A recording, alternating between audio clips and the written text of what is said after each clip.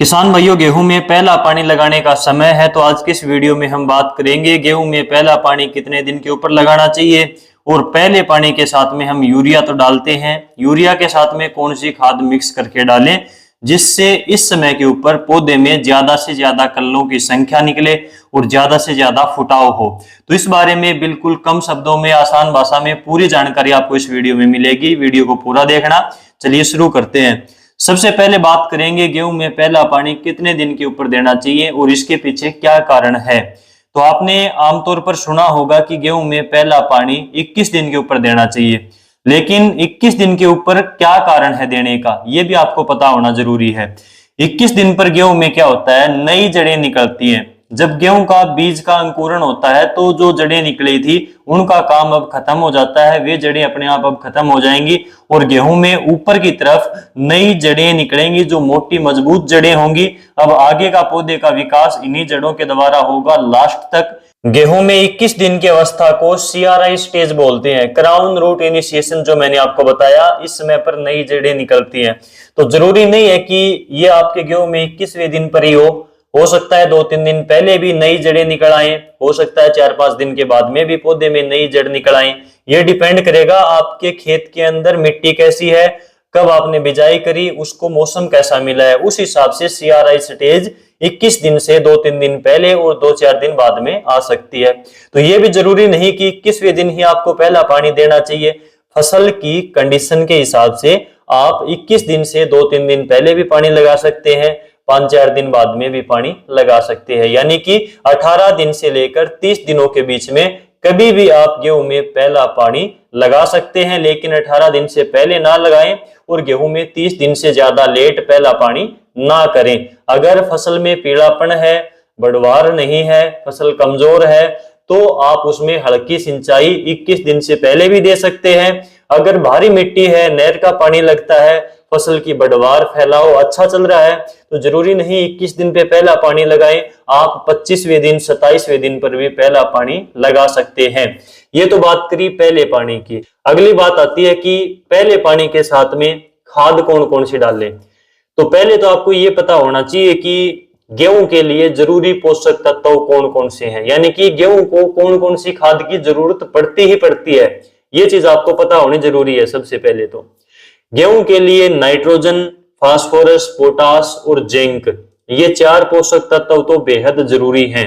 Nitrogen के लिए हम यूरिया डालते हैं, फास्फोरस के लिए हम डालते हैं DAP, NPK या फिर SSP, और पोटास के लिए हम MOP 60% में आती है, जो लाल रंग की खाद आती है, वो डालते हैं। जिंक के लिए हम जिंक सल्फेट 21% वाली और एक 33% में आती है, ये डालते हैं। अगर आपकी मिट्टी में सल्फर की कमी है तो सल्फर भी आपको जरूर डालनी चाहिए। आजकल बहुत से क्षेत्रों में सल्फर की कमी भी पाई गई है, लेकिन आपने मिट्टी की जांच नहीं करवा रखी तो आप थोड़ी बहुत सल्फर डाल सकते हैं, जिससे अगर कमी है तो पूरी हो जाएगी।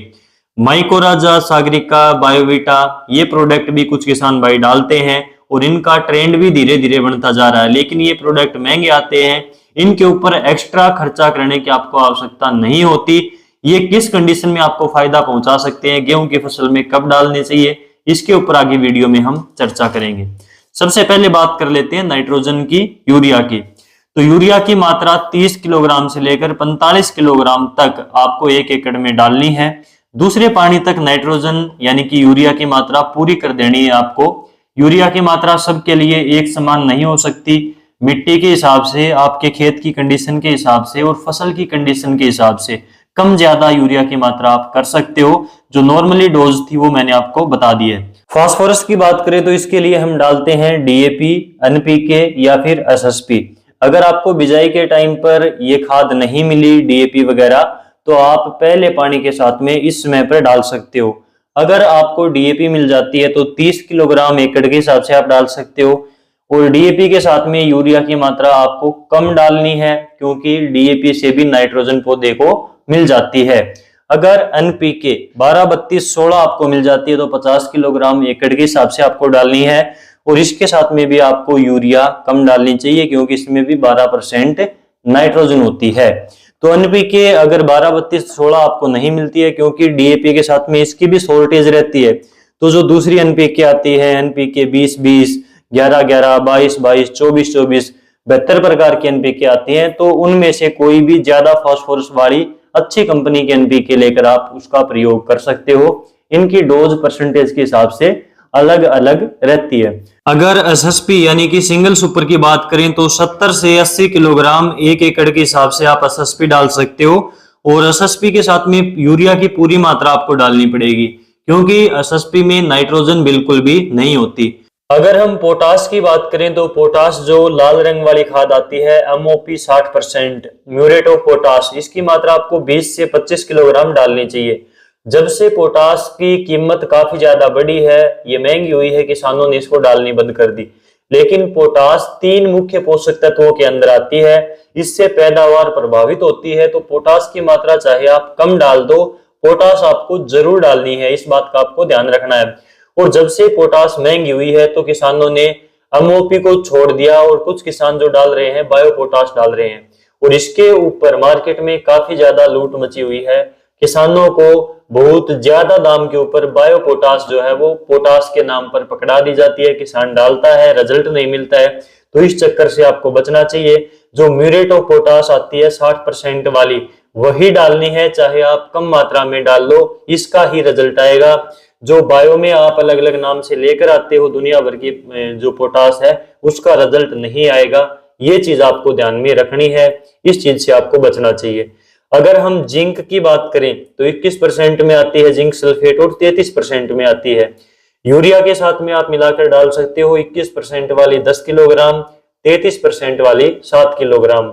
एक बात का आपको जरूर ध्यान रखना है, जिस खाद के अंदर फास्फोरस होती है जैसे कि डीएपी, एसएसपी, एनपीके है, इनके साथ में जिंक को कभी भी मिलाकर नहीं डालना चाहिए। जो जिंक सल्फेट आती है, इनमें रिएक्शन होता है, ना तो आपका डीएपी काम करेगा ना आपका जिंक काम करेगा। तो ये चीज ध्यान में रखें। अगर आप अब डीएपी डाल रहे हो पहले पानी के साथ में, एनपीके डाल रहे हो, एसएसपी डाल रहे हो, तो आप जिंक दूसरे पानी के साथ में भी डाल सकते हो। ये चीज ध्यान में रखनी है।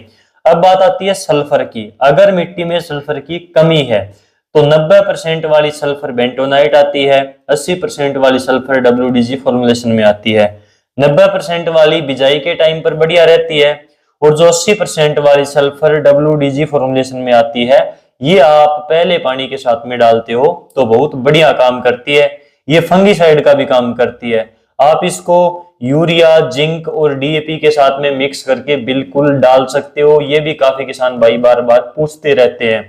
डोज की बात करें तो 80% वाली सल्फर आपको 3 किलोग्राम एकड़ के हिसाब से डालनी चाहिए। इसके बाद में जो माइकोराजा, सागरिका, बायोविटा जैसे महंगे प्रोडक्ट हैं, इनके बारे में भी आपके काफी ज्यादा सवाल आते हैं। तो ये आपको कब डालने चाहिए, क्योंकि इनसे खेती के ऊपर खर्चा बढ़ जाता है, इनपुट कॉस्ट बढ़ जाती है, लागत बढ़ जाती है।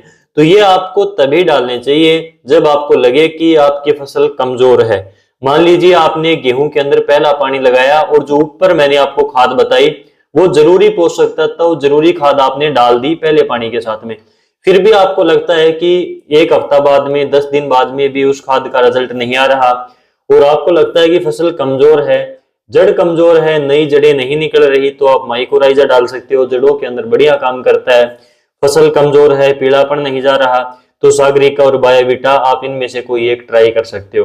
तो इस प्रकार से अगर आपको लगता है कि इनकी अब तो जरूरत है, कुछ एक्स्ट्रा हमारी फसल को देना पड़ेगा, फसल कमजोर है, तो आप इनके ऊपर जा सकते हो। नहीं तो आपको हर एक किसान को ये डालने की आवश्यकता नहीं होती। ये चीज यहाँ पर क्लियर हो जाती है। अब इस समय के ऊपर दीमक का प्रकोप भी गेहूं में होता है, तो दीमक के लिए 100 ग्राम कन्फिडोर आपको लेनी है, जो अमीडा क्लोप्रिड आती है। 1 एकड़ के हिसाब से यूरिया के साथ में मिलाकर 100 ग्राम 100 ml कन्फिडोर को आप 1 एकड़ में डाल दो। दीमक का अटैक खत्म हो जाएगा। दीमक के ऊपर बहुत बढ़िया रिजल्ट आता है कन्फिडोर का। तो इस प्रकार से गेहूं में पहला पानी और खाद के बारे में हमने पूरी विस्तार से चर्चा करी। इस वीडियो को दूसरे किसानों तक भी शेयर करें ताकि उनको ये जानकारी टाइम पर मिल सके। आज के इस वीडियो में बस इतना ही। नमस्कार।